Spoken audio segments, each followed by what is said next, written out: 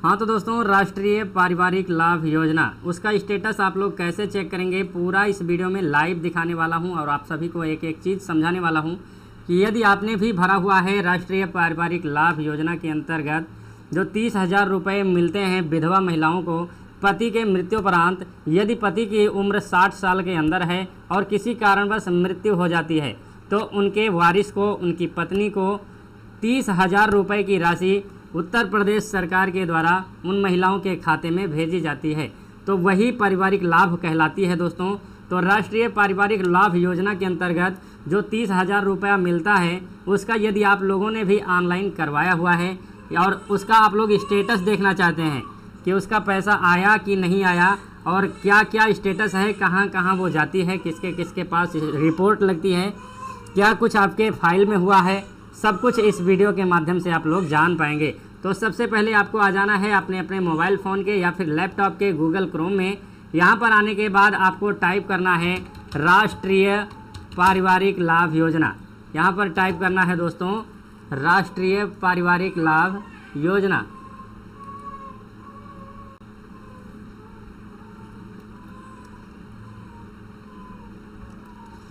राष्ट्रीय पारिवारिक लाभ योजना कुछ इस प्रकार से टाइप करने के बाद इंटर करना है। इंटर करते ही दोस्तों आप सभी के सामने कुछ इस प्रकार से इंटरफेस दिखाई देगा। आपको यहाँ पर दिखाई देगी पहली वाली वेबसाइट जो है राष्ट्रीय पारिवारिक लाभ योजना आदेश, कुछ इस प्रकार से आपको भी दिखाई देगा आपके स्क्रीन पर। तो इसी पर आपको क्लिक करना होता है। चलिए यहीं पर क्लिक कर लेते हैं।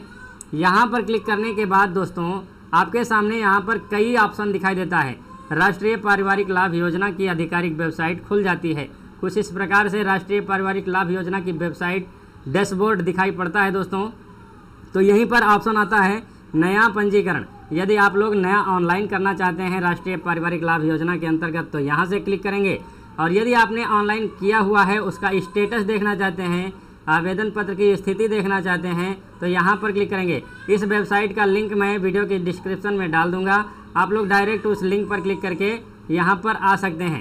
अब यहाँ पर आने के बाद दोस्तों पंजीकृत आवेदक लॉगिन, आवेदक पंजीकरण संख्या यहाँ पर डालना होता है। उसके बाद पंजीकृत मोबाइल नंबर डालना होता है। उसके बाद ये वाला कैप्चा इस बॉक्स में डालना होता है और OTP भेजें पर क्लिक करना होता है। अब यहाँ पर ध्यान देने वाली बात यह है दोस्तों, हो सकता है आपके पास पंजीकरण संख्या ही ना हो। तो यदि आपके पास पंजीकरण संख्या नहीं है तो यहाँ पर आप क्लिक कर सकते हैं पंजीकरण संख्या भूल गए हैं। यहाँ पर आप लोग क्लिक करेंगे और वही मोबाइल नंबर डालेंगे, OTP भेजेंगे, OTP आएगी, OTP डालेंगे तो आपको आपके मोबाइल नंबर पर आपका ये पंजीकरण नंबर भेज दिया जाता है। तो चलिए दोस्तों, हमारे पास जैसा कि पंजीकरण नंबर है तो हम डायरेक्ट आ जाते हैं फिर से यहीं पर आवेदन पत्र की स्थिति पर क्लिक करते हैं। यहाँ पर क्लिक करने के बाद कुछ इस प्रकार से वहीं पर आ जाएंगे आवेदन पंजीकरण संख्या डालें। तो देखिए दोस्तों यहाँ पर हमारे पास पंजीकरण संख्या है तो हम चलिए डाल लेते हैं। कुछ इस प्रकार से पंजीकरण नंबर डालने के बाद अपना मोबाइल नंबर इस कॉलम में दर्ज करना है और यहाँ पर कैप्चा डाल लेना है। कैप्चा डालने के बाद OTP भेजें, कुछ इस प्रकार से ऑप्शन है दोस्तों, OTP भेजें पर क्लिक करना है। जैसे ही आप लोग यहाँ पर भेजें OTP करेंगे दोस्तों आपके मोबाइल पर एक OTP चली जाएगी। उस OTP को आपको इस कॉलम में डालना है और कैप्चा फिलअप कर लेना है। तो चलिए जैसा कि हमारे मोबाइल नंबर पर एक OTP आ चुकी है, अब उस OTP को यहाँ पर डाल लेते हैं। OTP डालने के बाद कैप्चा डालने के बाद लॉगिन करें, इसी बटन पर क्लिक करना होता है। जैसे ही दोस्तों लॉगिन करेंगे आपका जो भी एप्लीकेशन ऑनलाइन किया हुआ था वो कुछ इस प्रकार से लॉगिन हो जाएगा। यहाँ पर 7 स्टेप दिखाई देते हैं दोस्तों।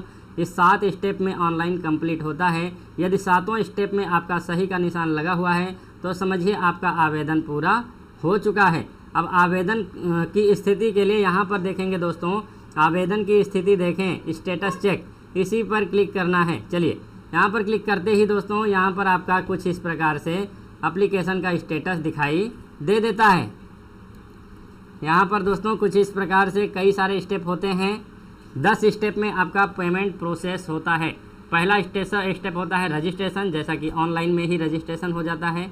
फाइनल प्रिंट ऑनलाइन करने के बाद ही फाइनल प्रिंट निकल जाता है दोस्तों। तो 2 स्टेप तो आपका ये ऑनलाइन का ही है।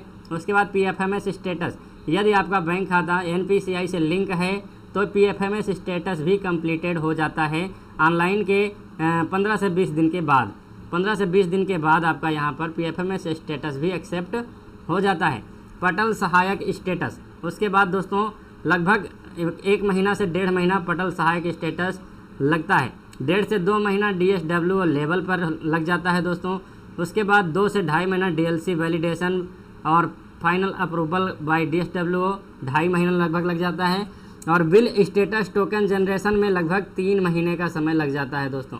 तो 10 स्टेप कंप्लीट होने में लगभग 3 महीने का समय लग जाता है। तो यदि आपने भी आवेदन किया हुआ है राष्ट्रीय पारिवारिक लाभ योजना के अंतर्गत, तो आप भी इंतज़ार करिए 3 महीने का। लगभग 3 महीने में इस पारिवारिक लाभ योजना का पैसा सभी विधवा महिलाओं के खाते में डाल दिया जाता है।